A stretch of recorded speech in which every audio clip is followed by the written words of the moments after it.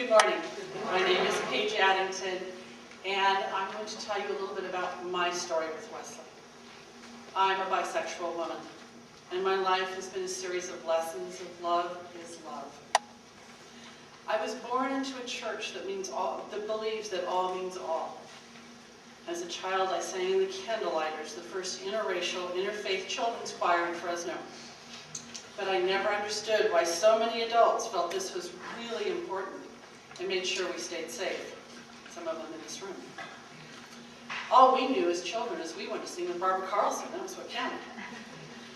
As a 6-year-old, I was given a part in a play called Lost in the Stars about South African apartheid. It was directed by the great Skip Covington.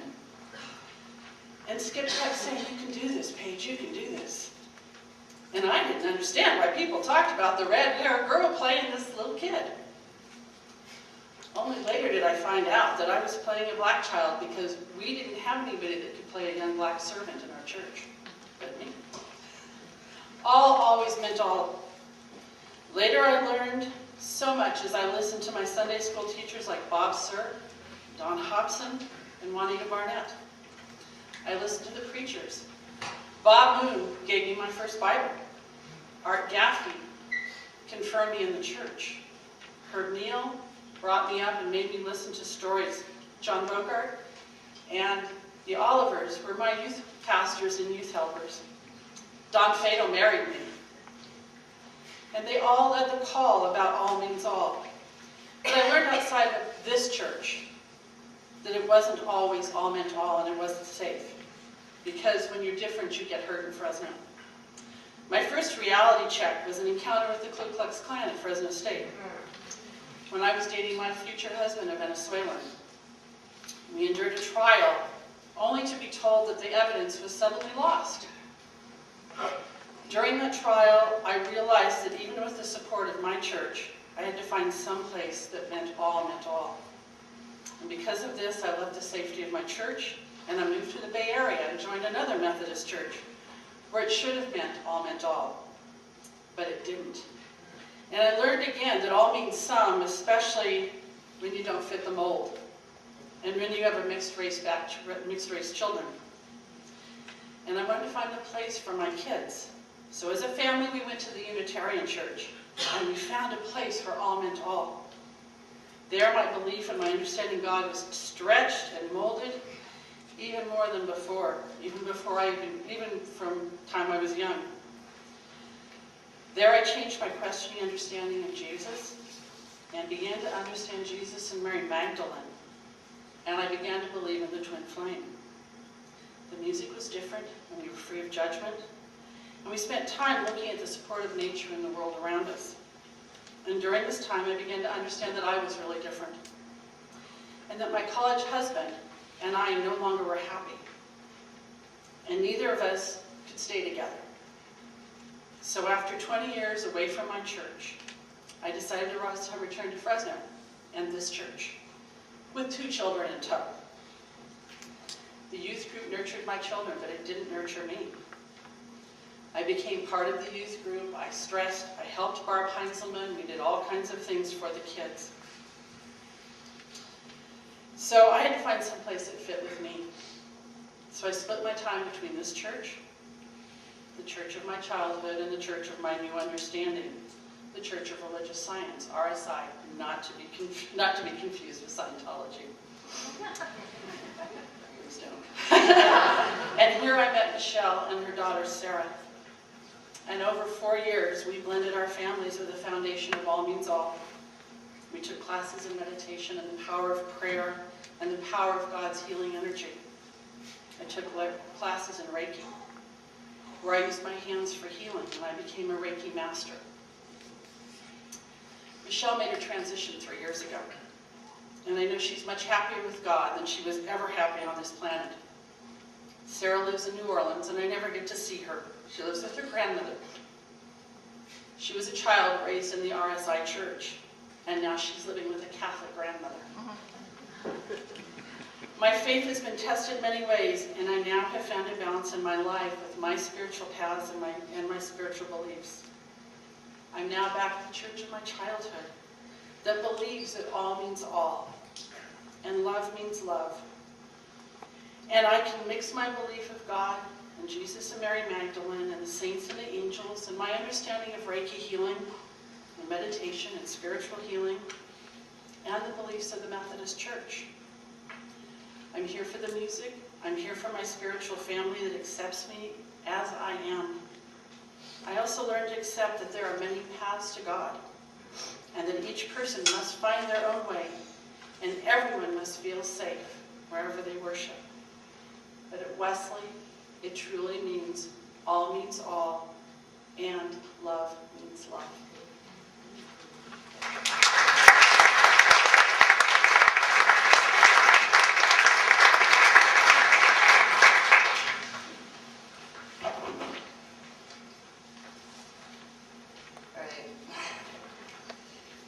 Everyone, I'm Kevin. I'm here to share what it means to me to belong to Wesley. He's passed about 6 years now. Reconciling congregation where all are welcome and all means all. I was born into a loving Catholic family. I was born physically female. I was raised as a girl. And actually, for most of my childhood, that wasn't a big aspect of that I felt myself was different. From my earliest awarenesses of gender, I remember wishing I was a boy, but I didn't think that made me different.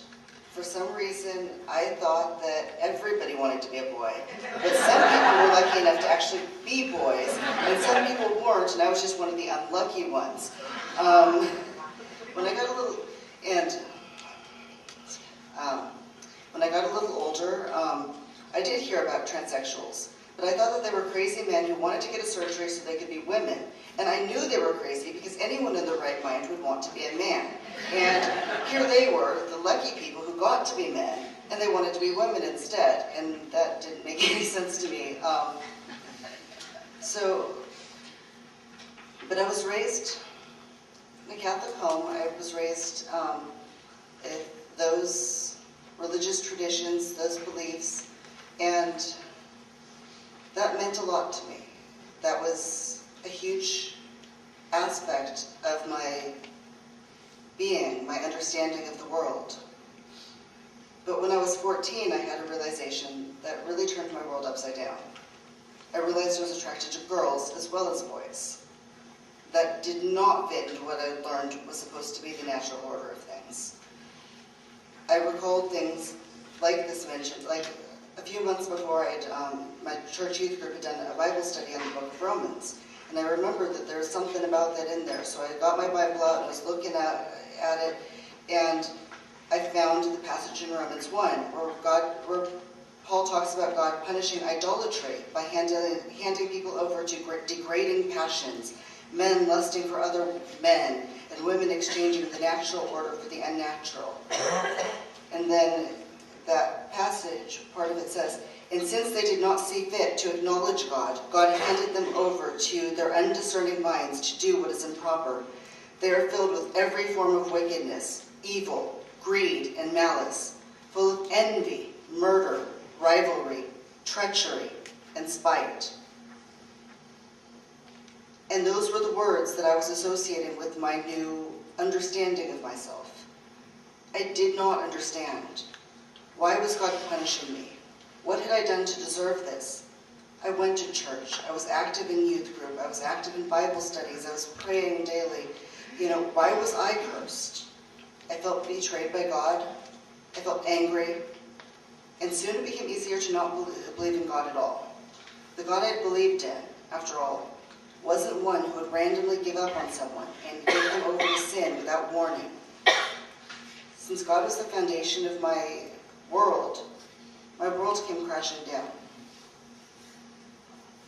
Over the next few years in high school, I came to an understanding of myself as bisexual, but amid mostly not very supportive peers, but there was some support. But 3 years later, at age 17 and to my senior year in high school, I found my way back to my belief in God and Christianity. It's complicated, I don't quite understand it. But I still thought that Christianity and homosexuality were incompatible. So I assumed that now I would be straight. I wasn't ready to return to a Catholic church, because I was so hurt by, I'd been kicked out of the youth group. It's because I'd been depressed and suicidal, and so I got kicked out of the youth group there, and that really hurt. So I wasn't ready for that. So I went with a friend to People's Church. And there, about every other Sunday, the sermon somehow included references to the evils of homosexuality. I kind of thought those feelings were behind me, and I'd suppressed them. So it was only kind of painful to hear that almost every single Sunday or every other Sunday. Ultimately, though, I realized that my sexuality hadn't changed. I was actually also starting to realize that most girls and women were actually happy with being female and didn't want to be male. And while I was at college, I met a trans man there, and I realized suddenly that was a possibility, that I didn't have to live out the rest of my life unhappy with who I was.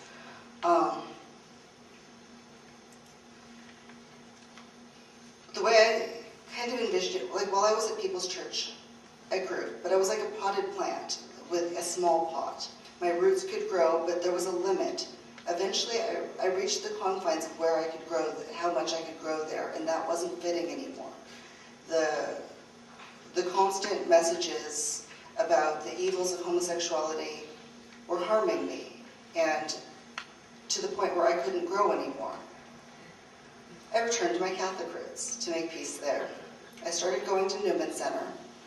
I met with the priest there, and I explained that I was trans, and I was starting to look more masculine than had a shorter haircut. I was going by Ray, and the priest there, he was nice, he was pastoral, and he asked, couldn't I just be a lesbian and be discreet about it? I stayed there. It was like a larger pot. They didn't talk about homosexuality during the homilies there. It just wasn't mentioned. There were some supportive people, but I was told I had to be discreet because not everybody was supportive and they didn't want to cause controversy. I stayed there long enough to be confirmed because I left the Catholic Church previously before my confirmation. I took the confirmation name of Thomas after the Apostle Thomas, Doubting Thomas. By now I was dressing androgynously, most people were okay at the church, but I did get occasional dirty looks. One day I went to Mass, and the greeter wouldn't look at me or hand me a bulletin. It was like I was invisible. Another time I went to a church function, and someone thought that I was a boy at first, but then realized her mistake, and then was looking at me like she found some sort of slimy dead rat in the back of her refrigerator. That was how I felt. And I got tired of that. I got tired of being tolerated but not accepted. I found out about Wesley because Wesley sponsored a movie at Real Bread. The movie was called Camp Out, and it was a documentary about a group who went on a Christian retreat for LGBT youth. And it sparked in me that maybe somewhere I could have more than tolerance.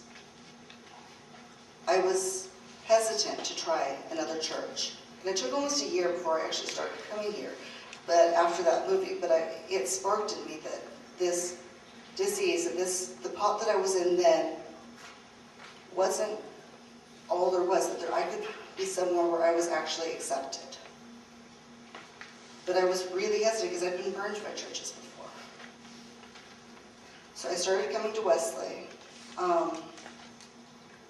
Hesitantly at first. It took me a really long time before I would fill out one of these because I didn't want to be documented that I was here. Not because I was afraid of being out or anything. I just didn't want any paper trail. I didn't want to belong here because I was scared of that. So actually, when I was amazed that the pastor would sometimes bring up homosexuality in a neutral or positive light during sermons. I was used to being so glad that it was never mentioned.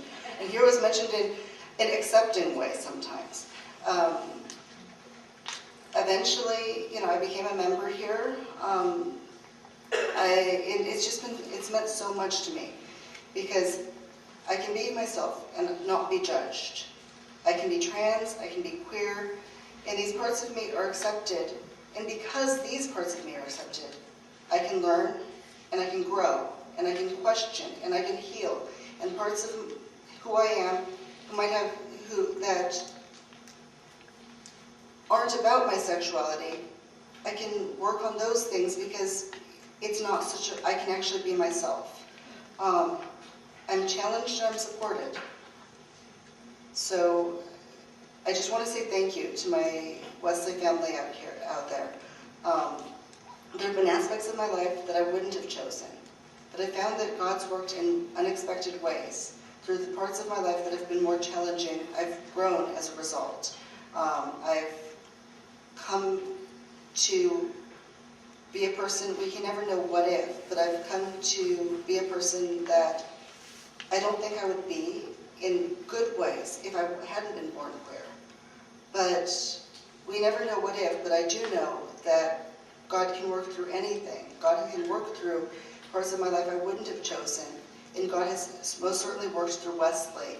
And so once again, I thank you for being the ground that I can be planted in and not a pot.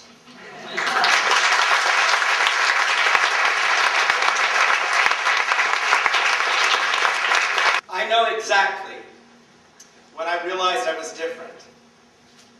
That I wasn't made of nails and snails and puppy dog tails. It was with TJ. And well, one thing led to another, but I embraced who I was. I landed. But you know what's frightening? The fear, the guilt, it still lingers. Crops up every now and then and scares the stuffing out of me. Being raised Southern Baptist, I don't know. It's like some chromosome or something. It's ingrained. Part of my fabric, part of my makeup. But let me tell you a little secret, dumplings. Sometimes when I'm in a deep sleep and a plane flies overhead or thunder sounds, any loud noise at all, the sound barrier is broken, well, I bolt up in bed thinking it's the rapture, that Jesus Christ is bursting through the clouds. And I'm scared out of my wits, knowing that I will be left behind. And I'm sitting there up in bed and my heart is beating a mile a minute. I'm hyperventilating and the tears start streaming down my face. And for one split second, before reality hits me, I think I'm a goner. Left behind with all the other sinners, to burn in the lake of fire for all of eternity. And I wonder how God could be so unfair. I'm J. Daniel Herring, and I first came to Wesley in the fall of 2007. Now that is not actually my story. I'm a theater person, a director, sometimes an actor. And that is from a play that I was fortunate enough to direct called Southern Baptist Sissies by the playwright Del Shores. Now, that particular character embraced who they were and became a fabulous drag queen, much like RuPaul. One of the other four characters in that play became an activist and fought for the rights of all gay people. One of those characters in that story, one of those four young men, became a preacher, denied who he was, and said it was a sin and you can be different and make a choice. The last character in that play, thank God, I didn't follow in the footsteps of that character couldn't cope with it and committed suicide. Now, I grew up, as I like to say, gospel. I went to church 3 times a week. My mama was the organist. And she wanted a gospel singer out of me. Didn't work out. I turned to the theater. But what happened when I turned to the theater and went off to college is I left church behind. I left church behind for 20 years. There was no place for me in church. There was no ministry for me in church. Yes, I attended a church here and there and struggled and went from place to place, looking for a way that I could find myself in church. I even went to the Newman Center on the campus of Arizona State University, and my mother prayed hard every Sunday when she found that out. But 20 years later, in 2000,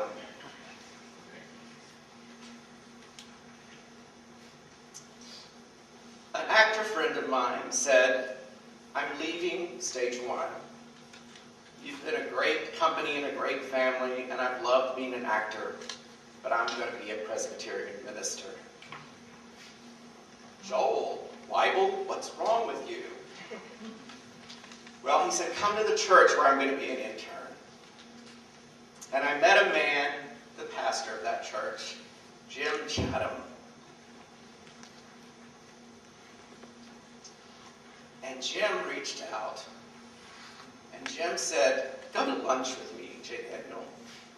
And I said, "Jim, I don't have a place in this church. I'll come every now and then." He said, "No, come to lunch with me." He reached out with love, and he said, "Yes, there is a ministry for you in the Presbyterian church." And for the next 7 years, J. Daniel Herring participated, yes, in the pulpit, in 8 sermon dramas that Jim and I co-created. I privately coached 3 Presbyterian ministers on effective speaking techniques and got paid for it.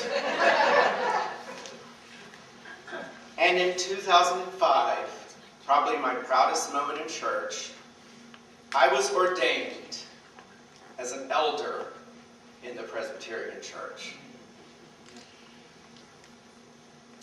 Yes, I do, and I did have a ministry. And Jim Chatham, your open heart, your open mind, and your love helped me find church again and a place to belong. So, yes, indeed, it is true, as John Lennon says, all you need is love. Yes, indeed, it is true, as Jesus said, you must love the Lord your God with all your heart, with all your being, and with all your strength. The second is this: you will love your neighbor as yourself. No other commandment is greater than these. And finally, yes, indeed, it is true. You fantastic drag queen RuPaul, as she says, "Honey, if you don't love yourself, how the hell are you going to love somebody else?" Thank you.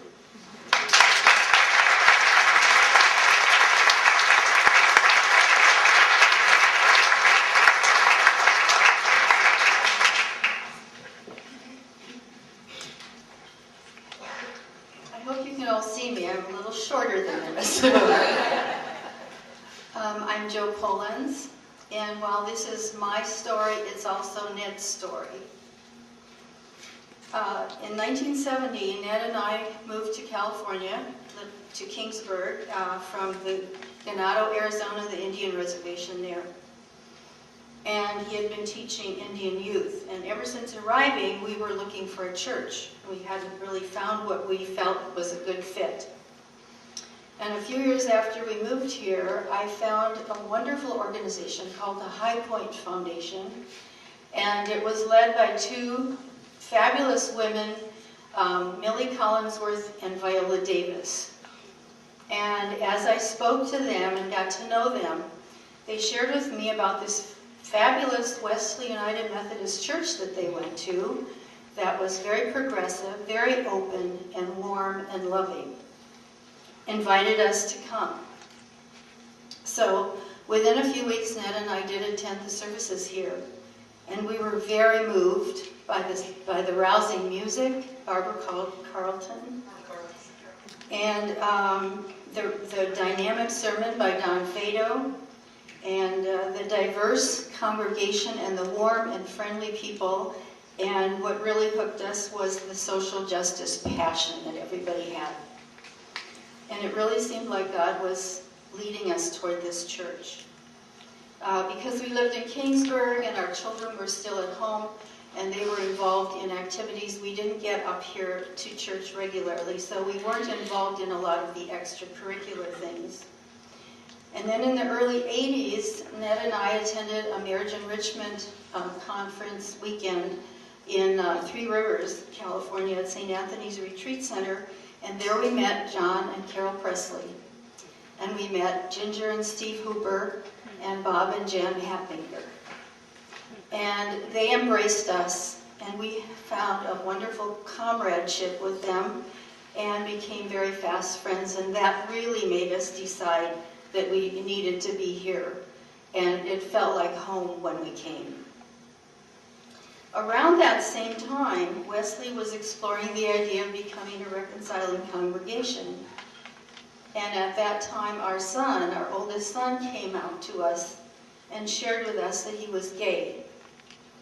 This was very difficult news, as we were not well educated on the subject, didn't really understand homosexuality. When we were growing up, homosexuality was a deviant behavior. And people tended to believe that it was caused by an aggressive mother and a passive father, which sort of fits us.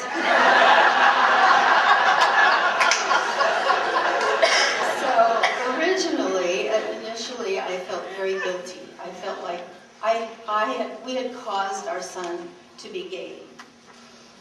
And at that time, when we found out he was living in New York City and working there, he had graduated from college, and I felt I needed to talk to him in person.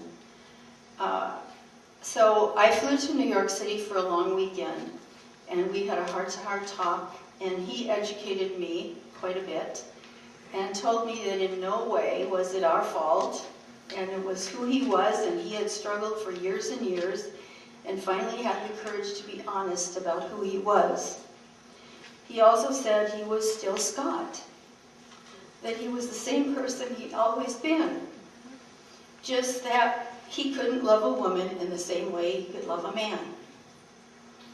I flew home with mixed feelings, some relief and some sadness, as I had to let go of my dreams for his life. How he would live, never marrying, never having children. And this was before we knew about holy unions and in vitro fertilization. But I also knew that choosing to live his truth would be a very difficult life for him, because he would face prejudice, hatred, and misunderstanding throughout his life. He was our son, we loved him, and we would support him through thick and thin. But who would support us? When we next attended Wesley, I paid more attention and realized that there was a group here called P-Flag. And that met at Wesley on Sunday afternoons once a month, so I attended some of their meetings. We also had dinner with Jerry and Kathy Ward, who were very open and gracious and shared their story with us and helped us to feel not so alone and to understand a little bit better what gayness was all about, and it helped a great deal. We began to see that we had indeed been led to Wesley, to this Wesley family with their bold witness of love. And more recently, when Scott has faced a serious illness, We felt so surrounded by the loving concern and prayers of all of you. So I thank you for that. Then around 1993, we learned that our dear daughter Jeannie was in a gay relationship. This was a heartbreaker and I was devastated. Jeannie was somebody who, a young lady who all she really wanted was everybody to be happy. She didn't like conflict and she really wanted a family someday. So I was really hurting for her. My grief was primarily over the loss of what I thought her dream was and what my dream for her was. And in knowing that her life journey as a lesbian woman would be very, very hard. How could we have 2 gay children?